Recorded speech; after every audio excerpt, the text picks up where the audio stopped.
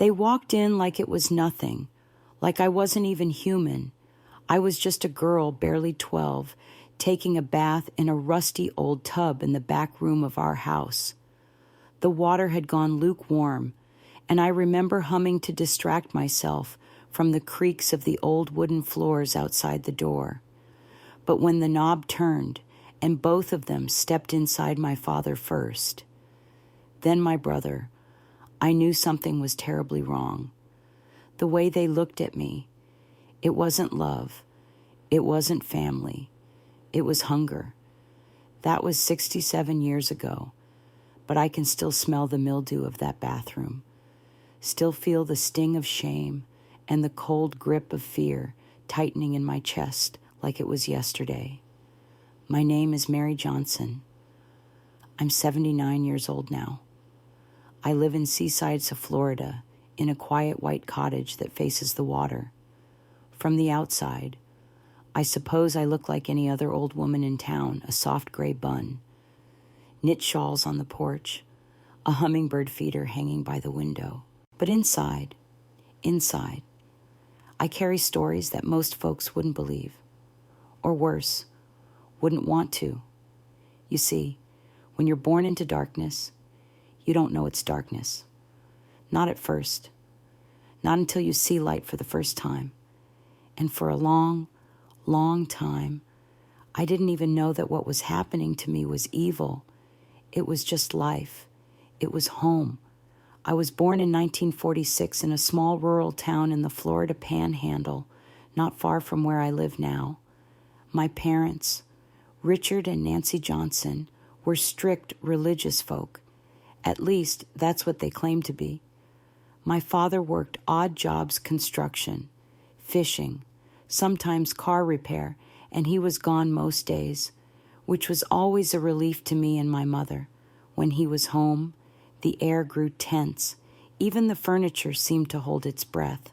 My older brother, Caleb, was 5 years ahead of me and already treated like the heir to my father's legacy, whatever that meant.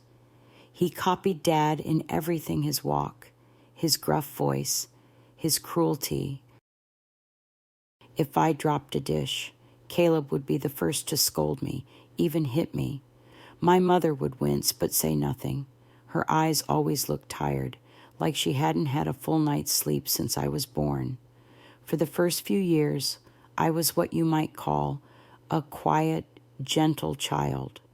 I kept to my room. I read books when I could get them. I helped Mama cook and wash, even though the house was falling apart. Our bathroom was just a converted storage closet with a clawfoot tub that never quite drained right. And that's where it happened. That was the room where my soul cracked for the first time. That night, when they came in, I remember reaching for a towel, begging them to get out. My brother just laughed. My father didn't say a word. He just locked the door behind him. And in that moment, I stopped being a daughter. I stopped being a sister. I became prey. I won't tell you all the details now. Not yet. You'll understand why I have to ease into it. But what I will tell you is this: when a child is betrayed by the very people who are supposed to protect her, something breaks.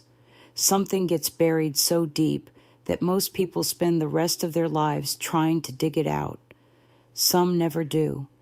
For a long time, I didn't think I would either. But this is not just a story of pain. This is a story of surviving the unthinkable, of finding small rays of light in the darkest corners, of reclaiming your name when others tried to erase it. I never thought I'd tell the full truth. Not at my age. But maybe someone out there, a girl, a woman, an old soul like me, maybe she needs to hear it. Maybe she's waiting to know that someone else made it out. If that's you, darling, then keep listening, because I'm about to tell you everything.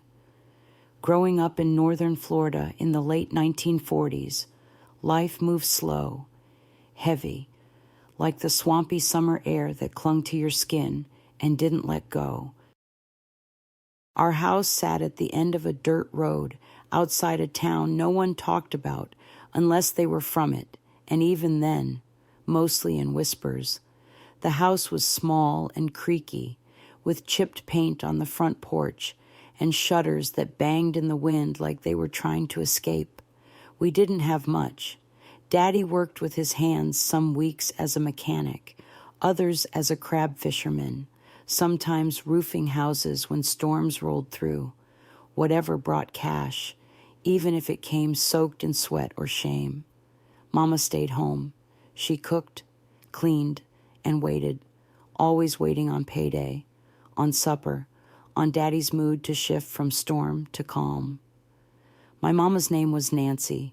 She was a woman made of soft corners, quiet eyes, thin wrists, always folding her hands when she spoke.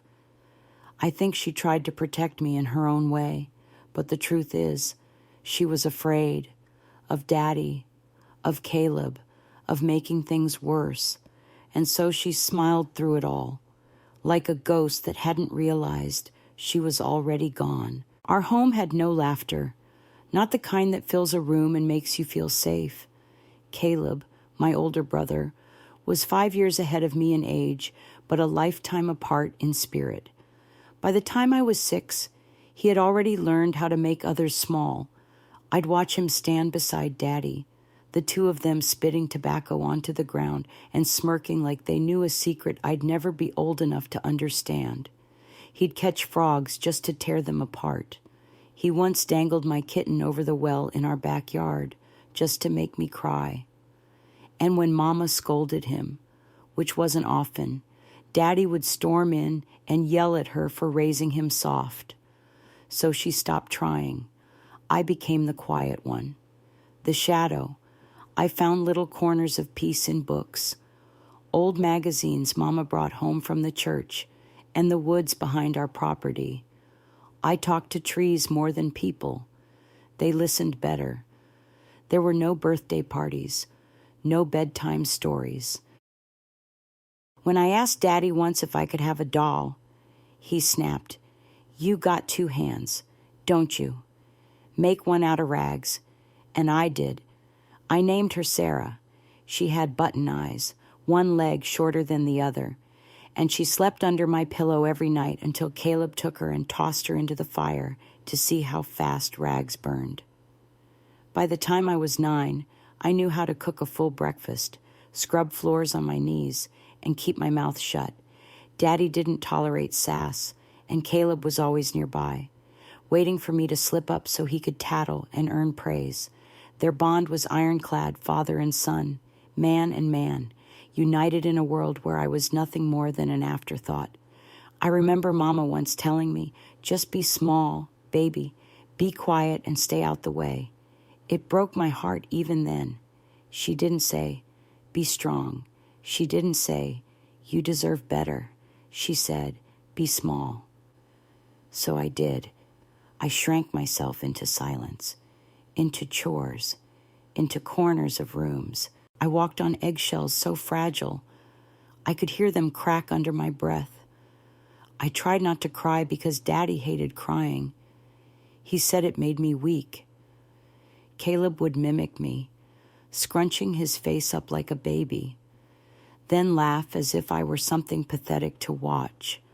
By the time I turned 11, I had developed early for my age. I didn't fully understand what was happening to my body, only that Daddy's eyes lingered longer. Caleb's shoulder brushes became less accidental. The bathwater felt colder. The doors seemed thinner. There were no lessons about womanhood in our house, no talks about changes, no comforting arms, just shame. Shame for bleeding, shame for growing, shame for being a girl in a home that wanted no such thing. I'll never forget the day I asked Mama why I had started bleeding between my legs. She looked at me like I'd just committed a sin, pulled me into the kitchen, and whispered, "Don't ever let your father see that," as if my body was a threat. As if the blame would fall on me. It was during that year, my 12th, that the worst of it began. Before that, there had been looks, threats, uncomfortable touches that could be passed off as accidental. But soon, even the pretending would stop. One evening, after dinner, I had just finished sweeping the kitchen. Mama had gone to lie down with a headache. Daddy and Caleb sat outside drinking beer, watching the sun go down, and I was told to go take a bath. I did as I was told. I always did. That was the rule. And that night, everything changed. But that story, the one where the door opened and I lost something I'd never get back, that comes next. It started in pieces. A lingering glance from Daddy at the dinner table. Caleb brushing past me in the hallway, just a little too close. The way their voices lowered when they said my name, like they were tasting it rather than calling me. I was 12, still more child than woman, but my body was changing. And in that house, that was all the invitation they thought they needed. One morning, I was washing laundry behind the house when Caleb came out barefoot, carrying nothing but a smirk. He leaned against the clothesline post, watching me bend and scrub. I tried not to look up, but I could feel him. "You're starting to look like Mama used to," he said. I didn't know what that meant, but it made my skin crawl. I picked up the wet shirt and walked away. That night at supper, Daddy asked me to stand up. "Let me see if you're growing right," he said. Mama's fork froze midair. Caleb chuckled. I stood there in front of them, face burning, barely breathing. Daddy nodded slowly. "Keep eating your greens," he said, like I was a hog being readied for show. I stopped eating that week. At night, I'd push my dresser against the door. It didn't stop much, but it gave me seconds. Seconds I could use to hide, to pray, to brace. I started sleeping fully dressed under my blanket, my shoes tucked beneath the bed. I kept Sarah, the rag doll I had sewn years before, clutched to my chest like she was a shield. But Caleb had burned her months ago. I was hugging nothing but air. Mama saw. She had to. The way I flinched when Daddy touched my shoulder. The way I cried without making a sound.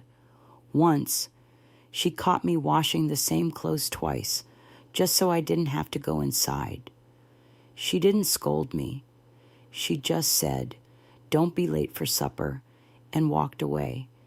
Maybe she thought ignoring it would make it stop. Maybe she thought silence was safety. One afternoon, I came home from school and the door was locked. I stood there barefoot on the porch, books in hand, until Daddy opened it with a scowl. "You're late," he said. "I stayed after to help Miss Brooks with the library," I replied. He slapped me so hard my ears rang. "You think you can just go wherever you want. Think you're grown." Now I fell to the floor, head spinning. He hovered above me. "Maybe it's time you learn what grown girls are for." That was the first time he said it out loud. The first time the veil dropped completely. And I knew I wasn't imagining things. I wasn't being dramatic. I was in danger. That night, I didn't sleep. I sat on the floor by the window, with my knees pulled to my chest, praying anyone would see me. Miss Eleanor Brooks, my 7th grade teacher, was the only adult who ever truly looked me in the eyes. She once held me back after class and said gently, "Mary, if something ever feels wrong at home, you can tell me." I wanted to tell her, God, how I wanted to, but I was terrified of Daddy, of Caleb, of Mama, who would pretend not to know, of the sheriff, who was Daddy's cousin and drank coffee with him every Sunday, of what would happen if I spoke and no one listened. But something inside me started to shift. The fear was still there, but so was a quiet fire. One night, I was bathing quickly in the tub when I heard the doorknob rattle. I had locked it. "Mary," Caleb said through the door, his voice low and lazy. "I left my jacket in there." "There's no jacket," I answered, panic rising. "You sure?" I didn't reply. The knob shook harder. Then came Daddy's voice. "Open it. Now." I held the doorknob with both hands, heart pounding. "I'm not done. Don't make me come through, girl." I knew that tone. It meant pain. I wrapped the towel around me, yanked open the door, and bolted past them both, dripping water down the hallway as I ran to my room and slammed the door. I wedged my school books under the doorknob, sat shaking all night. Mama never came to check on me. By then, I had stopped speaking much at school. Miss Brooks pulled me aside again and gently placed her hand over mine. "Mary," she said, "you don't have to carry everything alone." I looked at her and whispered, "Sometimes home ain't safe." Her face changed. She nodded, and from that moment on, she started watching me closer. But things at home got worse. Daddy and Caleb became more careless, more aggressive. Their threats weren't whispered anymore. They didn't knock, and Mama still said nothing. I tried writing down what happened. I tore out pages from my notebook and buried them in the woods, under the old pine tree where I used to read. They found one. Caleb held it up at the table and laughed. "What's this? You writing stories now?" He read it aloud. My words, my fear. Daddy turned to me and said, "You like lying. Girl, I'll show you what happens to liars." That night, I was locked in the tool shed with no blanket, just the sound of frogs and distant thunder. I curled up on a pile of old rags and cried until I had no more tears. Something inside me cracked open that night. Not in a way that made me break, but in a way that made me burn. I wasn't safe. I wasn't protected. And I knew then if I wanted to live, I'd have to save myself. It was a Friday night. The sky outside had gone a strange kind of still, like it was holding its breath. I remember that detail, oddly enough, the silence before the storm. Mama had gone to visit a cousin in the next town, something about her sister's blood pressure flaring up. She packed her overnight bag and left right after supper.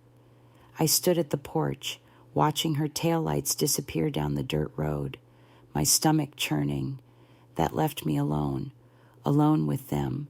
I was 12, barely old enough to spell menstruation, let alone understand what a predator truly was. I'd hoped maybe Daddy would drink himself to sleep in the recliner, and Caleb would sneak out to meet one of the town girls. But luck wasn't something I had in those days. "Go wash up," Daddy said after he finished his beer. He didn't look at me when he said it. I hesitated. He looked up. "You deaf, girl." I nodded and went to the bathroom, moving slow, dragging my feet as if stalling might somehow delay what was already coming. I closed the door and turned the rusted faucet. Water sputtered from the pipes, cloudy and cold, eventually warming. I poured a scoop of homemade lye soap into the tub, the air filled with the sharp scent I used to love. Not anymore. I stripped my clothes in silence. My knees were scraped from cleaning the floor earlier that day. My fingers were sore from shelling peas. My body ached the way it always did, like it had lived too long in fear, even if it was still small and young. I slid into the water and tried to breathe. For a moment, there was peace.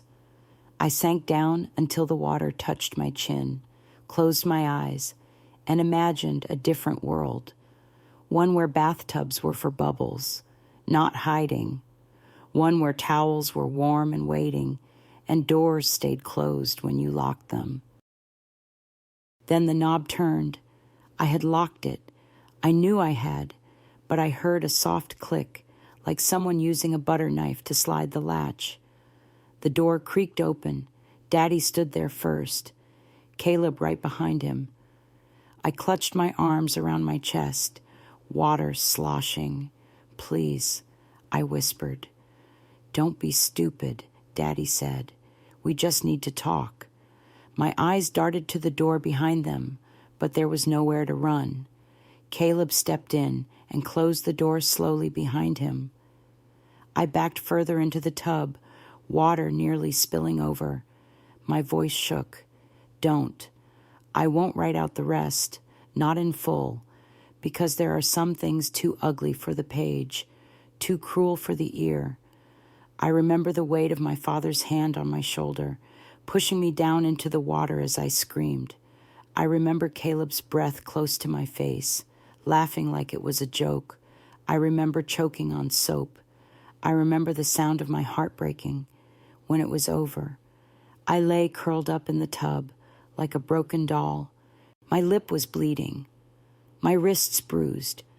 My towel had fallen to the floor, untouched, like it had given up too. They left the room like nothing had happened, like they had just changed a light bulb or fetched a wrench. I stayed there for hours, the water turning cold, my skin wrinkling and trembling. I didn't cry, not right away. It was like my body knew the crying wouldn't help. Eventually, I got out, dried myself with the curtain because I couldn't bring myself to touch the towel they had stepped over. I put on the cleanest clothes I could find, then crawled into the corner of my room, not the bed, and wrapped myself in a quilt Mama had sewn when I was 6. The next morning, the world spun like nothing had changed. Caleb whistled in the kitchen while frying eggs. Daddy sat reading the local paper, legs crossed like a gentleman. When I walked in, Daddy looked at me and said, "Sleep okay?" I didn't answer. I just stood there. Caleb smiled. "You're real quiet this morning, Mary." I sat down because I didn't know what else to do. I stared at the salt shaker and counted to 100 over and over, just to keep from screaming. Later that afternoon, Mama came back. I ran to her, hugged her tight. She stiffened, confused. "What's gotten into you?" she asked. I didn't answer, just clung to her, but she noticed the bruise on my wrist that night. She asked where it came from. Before I could speak, Daddy stepped in. She tripped in the shed, told her to clean it up, and she dropped a bucket. Mama looked at me. My eyes pleaded, but she looked away. "Be careful next time," she said softly. And just like that, it was sealed. The silence, the denial, the hell I would now live in day after day. The next few weeks blurred. It happened again and again, not always in the same way, not always in the same room. Sometimes it was Caleb alone, sometimes Daddy, sometimes both. I stopped eating. I stopped sleeping. I started pulling out my hair in clumps in the middle of the night. I scratched my skin until it bled, just to feel like it still belonged to me. One day at school, I fainted. Miss Brooks sent me to the nurse, who called Mama. That evening, Daddy beat me for embarrassing the family. Caleb watched from the hallway, arms crossed, grinning. I remember lying in bed that night, staring up at the cracks in the ceiling, and thinking, this is how girls die. Not all at once, but piece by piece, and I know I would have, if not for a woman named Diane Whitaker. But I'll tell you about her soon. Because the night she knocked on our door, that was the night everything began to change. After that first night, my world collapsed into something unrecognizable. There was no safety, no escape. My body stopped belonging to me. I was just a vessel for their power, their anger, their sickness. It didn't matter if I was washing dishes, folding laundry, or lying in bed pretending to sleep any time could become their time. Every knock on the wall, every footstep in the hallway sent a jolt through me like electricity. I lived in a permanent state of fear. No one noticed, or maybe they did and simply chose not to. The worst part wasn't always the violence. It was the silence that wrapped around it like a blanket. The world kept spinning.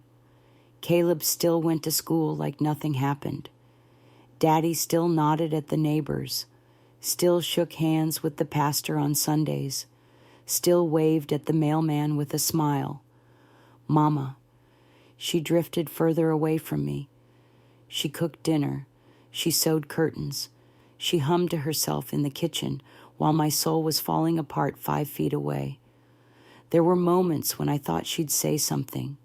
Once, she walked in right after it had happened. I was curled on the floor in the corner of the living room, still trembling, my skirt twisted, my lip bleeding. She paused. She looked down at me, and then she turned, walked out, and closed the door behind her.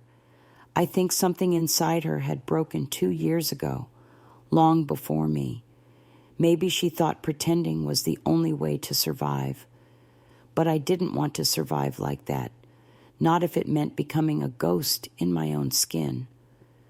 I stopped brushing my hair. I stopped speaking at all, at school. I was mute. The other girls whispered about me in the hallway. She's weird, they'd say, creepy quiet. Only Miss Brooks seemed to notice the difference between strange and hurting. She began calling me in after class, pretending to ask about homework. She'd sit beside me and ask questions softly. Are you safe? Mary, I couldn't answer, even if I wanted to. The words got stuck, because I knew that if I told, they'd come for me again, harder, meaner. And worse, they might not believe me. One time I almost told her. We were sitting under the big magnolia tree outside school. She'd brought me lemonade and a sandwich, and for a brief moment, I felt human again. She asked, "Do you want me to talk to someone?" I said. "I don't think anyone would listen." She didn't push. She just nodded. "I believe you," she whispered. "Whenever you're ready." But I wasn't ready. Not yet. At home, Caleb grew bolder. He started calling me his girl when no one else was around. "Daddy can have his turns," he said, "but you're mine now." It made me sick. I threw up constantly. Once in the middle of class, the nurse thought it was a stomach bug. I'd wake up at night soaked in sweat, scratching at my skin like something was crawling inside me. Sometimes, I banged my head against the wall to make the thoughts stop. I started writing letters I never mailed, to God, to myself, to Mama. In one of them, I wrote, "If I die tonight, let someone find this. Let them know it wasn't my fault."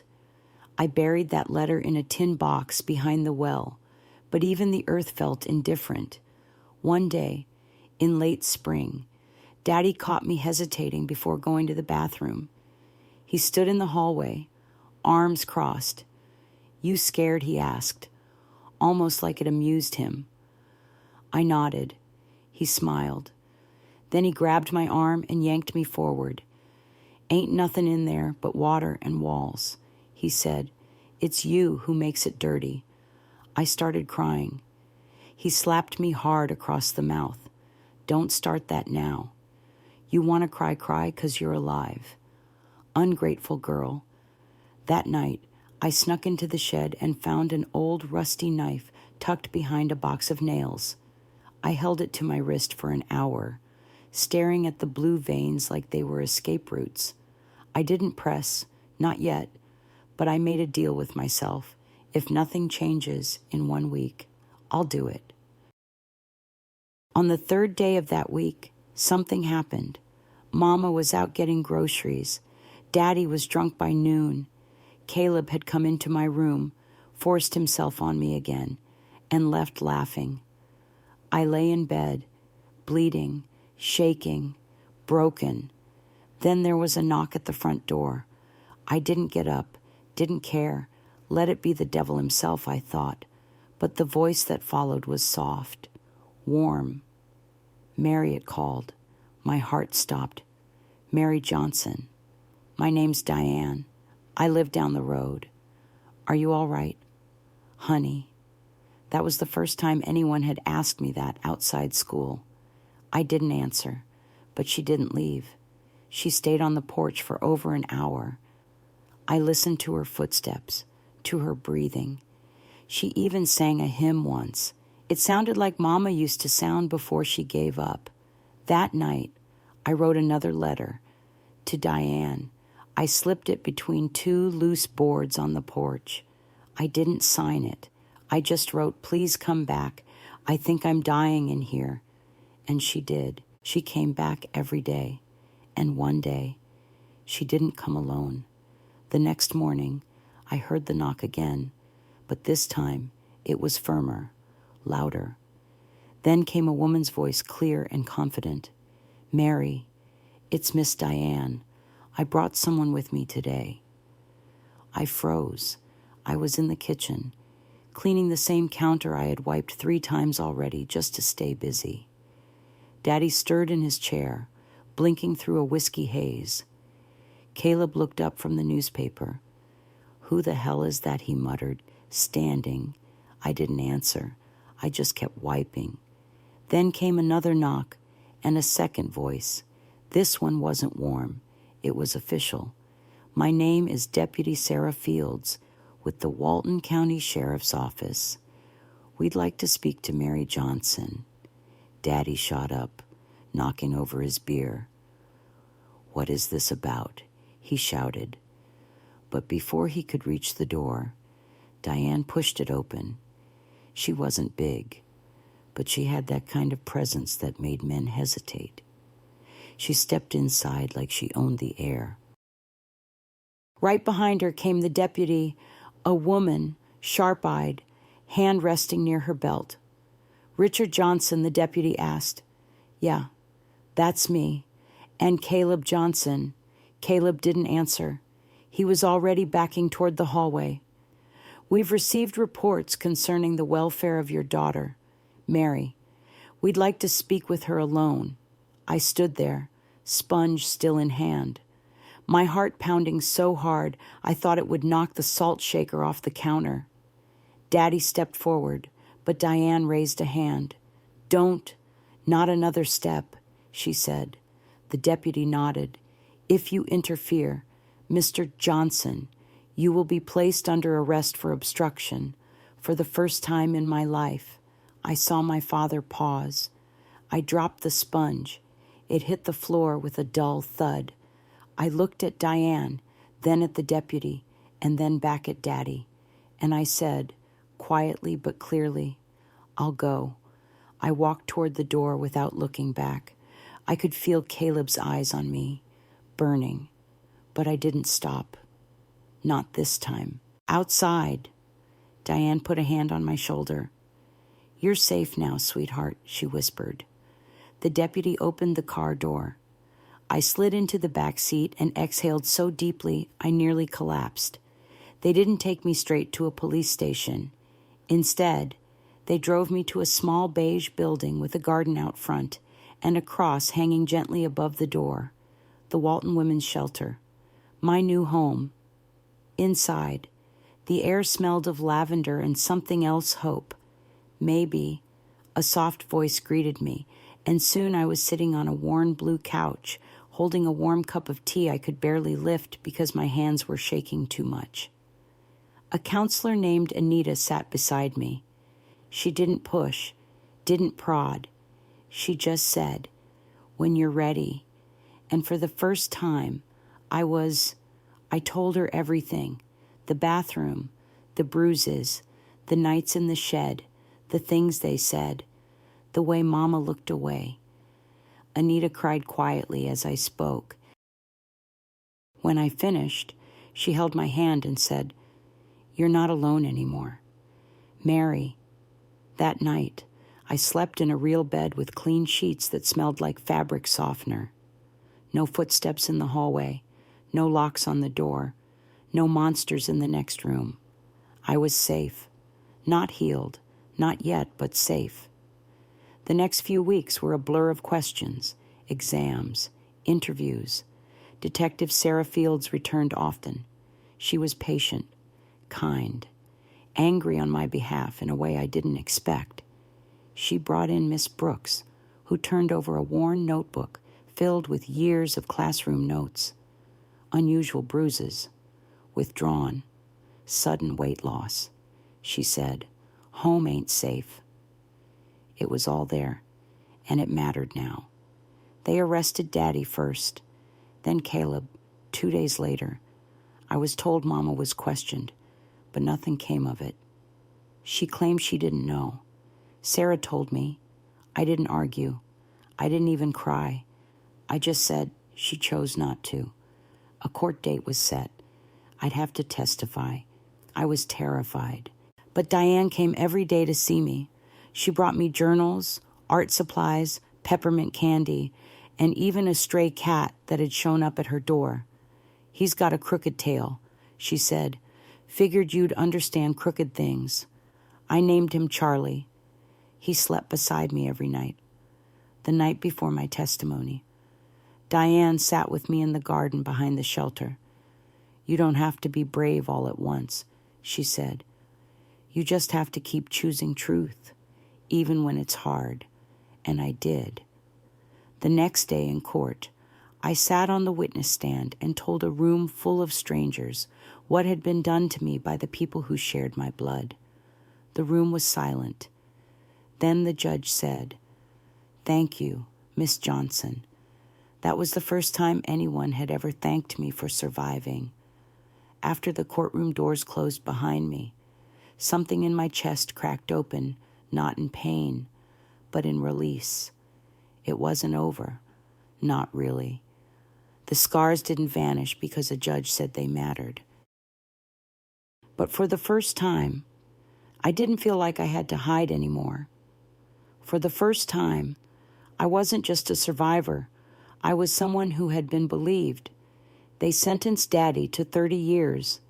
Caleb got 15. Mama didn't come to the trial. She never visited me, never wrote. In time, I stopped wondering why. I stayed at the women's shelter for another month before Diane sat me down with a warm smile and said, "Mary, there's someone I'd like you to meet." That afternoon, I walked into the living room of a modest white house with flowers blooming along the walkway and the scent of cornbread floating in from the kitchen. A tall man with kind eyes stood up from his armchair. Beside him, a woman in a soft yellow dress reached out and took my hand. "Mary," she said gently, "we're the Reeds. You're welcome here, if you'd like to stay." I had never seen a family table set for more than one, never heard the sounds of gentle laughter during dinner, or felt arms wrap around me without expecting anything in return. But in that house, I did. Thomas and Helen Reed didn't treat me like I was broken. They didn't ask for details. They just gave me a room with clean sheets, a small bookshelf, and a window that faced the sunrise. For the first few weeks, I barely spoke. Helen would leave breakfast on the table, a fresh flower in a little jar beside my plate. Thomas would knock on my door before dinner and say, "No pressure. Mary, we'd love your company." And some nights I went, some nights I didn't, but they never stopped inviting me. Eventually, I started going to school again, a new school in a nearby town, where no one knew my name or my story. It was terrifying and freeing. I joined the library club. I started writing poems. I learned how to bake apple pie with Helen one rainy afternoon. I taught Charlie, my crooked-tailed cat, how to sit on command, sort of. And slowly, I began to rebuild. One Sunday, while walking back from the store with Thomas, I looked up at him and asked, "Why did you and Helen take me in?" He looked at me like the answer was obvious. "Because you're a child, Mary, and every child deserves a safe home. It hit me then just how foreign those words had once sounded to me. A safe home, a place without locks on bathroom doors, without bruises hidden under sleeves, without shame. I still had nightmares. Still flinched when someone closed a door too fast. But now, I had a light to walk toward. One night, I found Helen in the kitchen, quietly crying as she read through a letter. She looked up and said, "It's from another girl, a survivor like you. She heard about your testimony." I hadn't realized the news had spread. Apparently, the local paper had written a story. A girl saved from abuse, a brave voice in court. My name wasn't mentioned, but people knew, and some of them were starting to speak up too. Helen handed me the letter.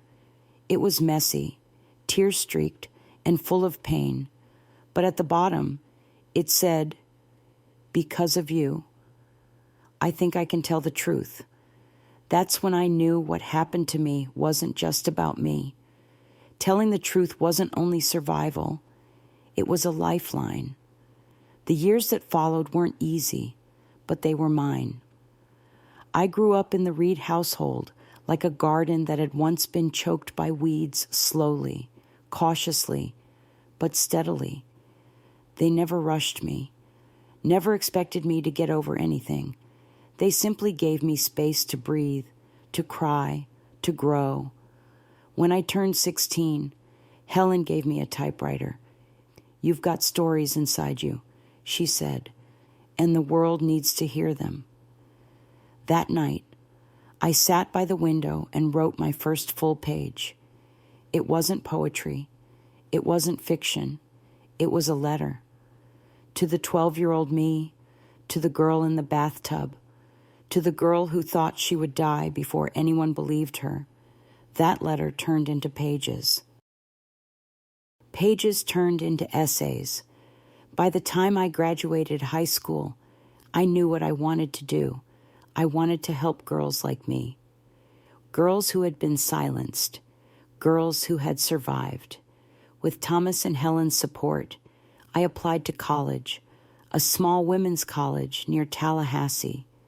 I studied social work, trauma counseling, and eventually advocacy. I worked part-time at a shelter for abused women and children, quietly at first, then more boldly. I wasn't just trying to heal myself anymore. I was building something for others.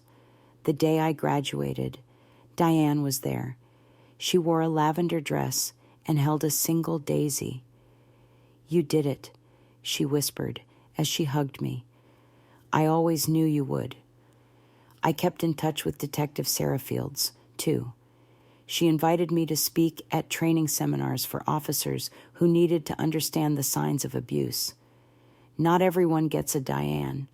I told them, sometimes you have to be the one who knocks on the door. In my late 20s, I founded a nonprofit in Seaside, Florida Safe Haven Outreach. It started as a single rented office space with 2 chairs and a box of tissues. By the time I was 40, we had a full team of counselors, legal advisors, and volunteers. We provided housing, therapy, legal help, and most importantly, belief. We believed the girls. We believed the women. We never asked, "Why didn't you leave?" We asked, "How can we help you live?" I received letters, so many letters. Some from girls who read my story in local papers or heard me speak. Some from women in their 60s who had carried secrets for a lifetime. One came from a woman who simply wrote, "Because you stood up, I found the courage to speak, and every time I read one, I'd cry.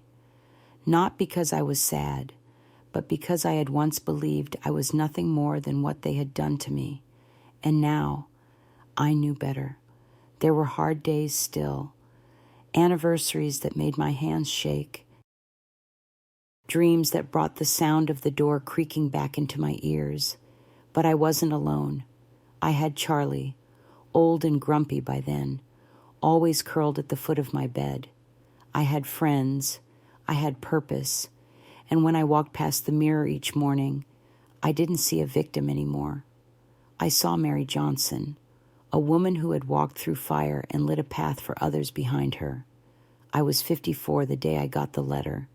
It came in a plain envelope, no return address. I nearly tossed it in the trash, but something about the handwriting caught my eye, rigid, all capital letters, like someone pressing too hard on every stroke. Inside was a short note, barely 10 words, Caleb's being released. Thought you should know, a friend. I stared at it for a long time. Then I folded it neatly and set it down beside my cup of tea. It had been decades since I last saw Caleb's face, last heard his voice, thick with mockery and threat. In my mind, he had never aged. He remained that smug teenager who lived off cruelty and power. But time had passed. He would be a man in his 60s now. I called Sarah Fields, long retired, but still sharp as a tack. She sighed when she heard the news. They let him out early on good behavior. I could practically hear the bitterness in her voice. He's back in town, staying with a cousin near Pensacola. I thanked her and hung up. For days, I wrestled with it. I was safe. I had rebuilt my life. Did I really want to look back again? But part of me knew I couldn't fully heal if I let that shadow linger in silence. So I wrote Caleb a letter, not because he deserved it, but because I did. I know you're out now. I don't care where you go or what you do. I want you to know that you didn't break me. You tried. You tried with fists and words and things no child should have to survive. But I did. I'm still here. And you're just a man who couldn't carry his father's cruelty without becoming a mirror of it. I forgive you, not for your sake, but for mine, because I won't let you live in my mind 1 second longer than you already have. I mailed it to the address Sarah gave me. No return address, no signature, just truth. A month later, Diane and I took a drive through my old town. The house was gone, torn down years ago. In its place stood an empty lot, weeds growing high through broken stones and bricks.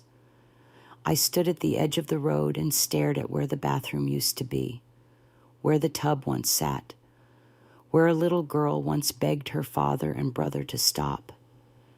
And I whispered softly, "You didn't win." Diane squeezed my hand.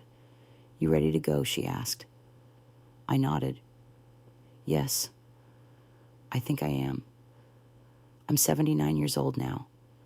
My hands are softer, lined with time, and my hair's gone silver. I sit on my porch here in Seaside, Florida, watching the waves roll in like they've got all the time in the world.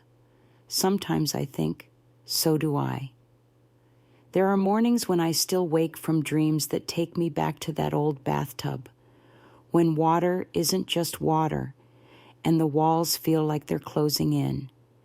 But then I open my eyes, and I see the sunrise over the Gulf. I hear the breeze brushing against the sea oats, and I remember I made it out. I've spent the last 50 years making sure other girls, women, survivors of any age know they're not alone, that their pain matters, that their stories matter. Safe Haven, Outreach, the nonprofit I founded, now helps hundreds of families every year, and I still volunteer there once a week, mostly just listening. Sometimes that's the most powerful thing we can do for someone, listen. A few years ago, a girl named Amelia came into our program. 14, hair chewed at the ends, quiet, like I once was. She wouldn't talk to anyone until one day she saw a framed newspaper clipping in our hallway. It was my story, the one I told in court so many years ago. She pointed to it and whispered, "She looks like me." I bent down, took her hand, and said, "She was you, and now she's still here. That day." Amelia smiled, just a little. It reminded me that healing doesn't always roar. Sometimes it begins as a whisper in a quiet room. Looking back, I don't hate my past, not anymore, because it shaped me. It taught me how strong silence can be and how much stronger truth is. I could have let them win, could have let the shame eat me alive, but I didn't. Instead, I told my story, and I kept telling it again and again until my voice stopped shaking, until other voices joined mine, and now we're a chorus. If you're listening to this now, and your heart feels heavy if you've carried a wound that no one else could see, please know this: you are not broken. You are not dirty. You are not to blame. What happened to you does not define you, but what you choose to do with your pain that can define generations. Let your story be heard, even if your voice trembles, even if no one believed you before. Believe yourself now. That's where it begins. If this story moved you, or if you've ever carried a silent pain, I want to invite you to do two things. Leave a comment below. Your words might give someone else the courage to speak. And please subscribe to this channel so we can continue sharing real stories that heal, empower, and remind us that even in the darkest moments, we are never truly alone. Thank you for listening to mine. With all my heart,